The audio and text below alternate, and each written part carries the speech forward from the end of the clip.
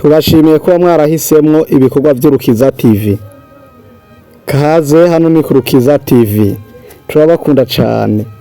Kuri uyu munsi uri hejuru twagira tuganire ku gikorwa co gutora papa kiriho kiraba hariya i Vatikano. Igikorwa kidasanzwe cane, igikorwa gihambaye gose, igikorwa ndetse umwe wese ategerezwa gushiramwo uruhara rwiwe kugira ngo kigende neza. Urwo ruhara rwiwe nago n'urwahe? Urwo ruhara nta rundi ni igisabisho cawe. Igisabisho cawe ni ngombwa kugira ngo aya matora agere neza nyene ubweranda. Mbega atorwa gute? Nk'uko twabivuze twarababariye ingene nyene ubweranda papa atorwa. Aho mbega abo bakardinali bibarimwo n'ibiki? Uhaye witegereza neza ukumva n'indahiro. Mbega kubera iki barahira? Iyumvirize nawe amajambo bakoresha mu kurahira. Et ego Antonius Cardinalis Cambanda spondeo voveo ac iuro sic me Deus adjuvet hec sancta Dei Evangelia quae manum mea tango. Uyu mubonye ni Cardinal Antoine Kambanda, ni archiepiscopi wa Kigali.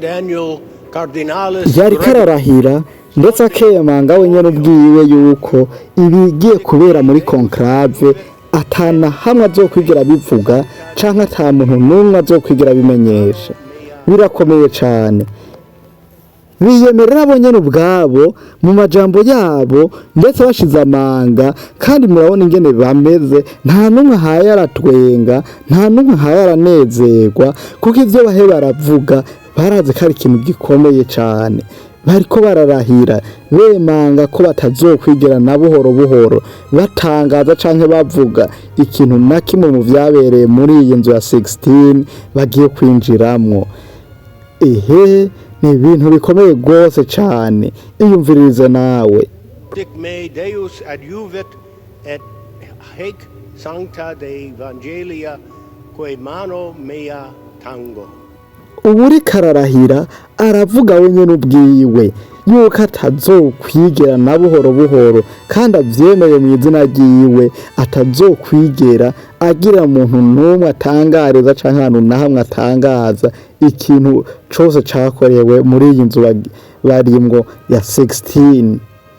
Eka mbere siyo ndahiro gusa, iyo urenze kuri ivyo uzoba warahiye uremera wenyene ubwawe yuko uzobihanirwa n'amategeko y'Ekleziya.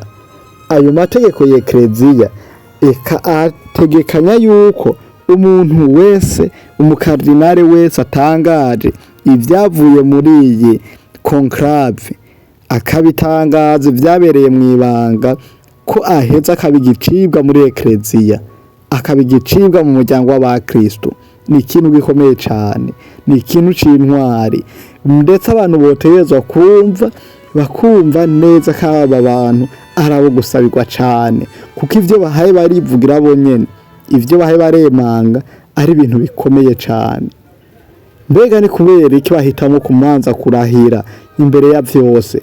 Ukumanza kurahira ni ukugira ngo bemange bashize amanga yuko ivyo bagiye gukora bazobigira ibanga, kumva z'umutekano w'amatora, kumva mbere zo kugira ngo Ekleziya igumane akanovera kayo, Ekleziya igume yiyubatse, Ekleziya igume ari Ekleziya vy'ukuri ishingiye ku butwari n'ubutware bukomoka kuri Yezu Kristo, kugira bemeze vy'ukuri ndetse ko ivyo bagiye gukora ari mutima mwanda agiye kubayobora, batagiye gukora ivyo batumwe n'abakuru b'ibihugu canke abakuru b'amareta canke abategetsi batandukanye canke abagwiza tunga batandukanye bashobora kubigiramwo uruhara.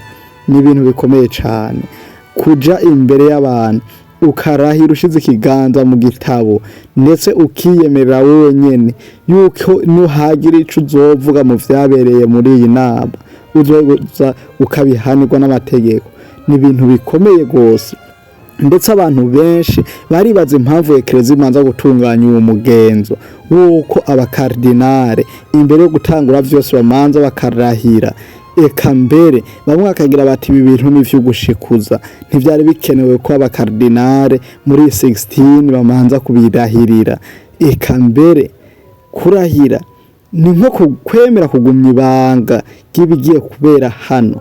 Kumva yahe hari bamwe boshobora gusohoka hano muri conclave bagatangura kugira bati erega naka yaragira atsinde habuze gato yari yatowe na benshi, hari benshi bari bamwizigiye batangura kumuha amajwi n'ibindi vyinshi. Ivyo mbere bigatuma abantu benshi bashobora kwibaza ati kumbure turimirije natwe kuronka kardinale habuze gato, habuze ijwi rimwe, habuze amajwi abiri. Nakareko uwemererwa kuba papa aruba yatowe ku bice ku vya 2/3 vy'abagize iyo nama.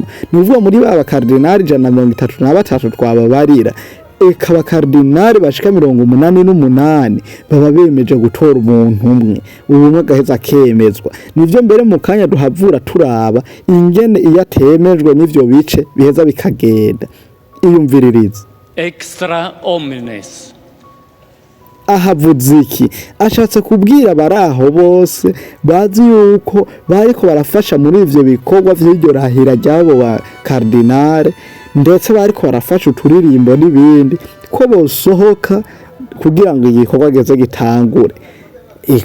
Baba basoho aho wogira ngo n'abakungu, ariko siko biri. Ni kugira ngo inzu y'inama iheze yugagwe cese. Kardinale duwaye w'abakardinale murabona yuko aje wenyine kwiyugarira inzu y'amanama iza igira itoregwemo papa, araheza akayugara maze igikorwa ciranda kigaheza kigatangure. Irabire nawe araje kugara inzu y'amanama 16 irugawe kugira ngo inama itangure mwibanga.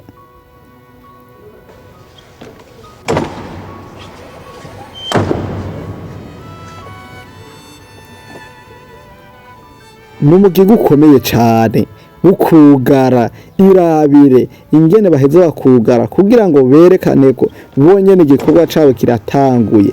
Kandi tubibutse ko n'abajya bavuye basohoye muri iryanzo barahira ko atakintu na kimwe mu vyo bazoba barumviye aho hantu bazokwigira batangaza. Nabo gabamanza kubirahiri si ibintu vyoroshe cane na buhoro buhoro kugira ngo ekere zigumane ubutore. Irabire rero ngene amatora ya mbere yagenze. Uyu mwotsi mubona werekana ko nyine ubweranda papa agiye kuyobora atatowe. Nyene ubweranda aho ntaba yabonetse murabona ko haduze umwotsi uhirabura. Abantu bazoguma bategereje bihweza gushika igihe hazoduga umwotsi wera. Murakoze turabakunda.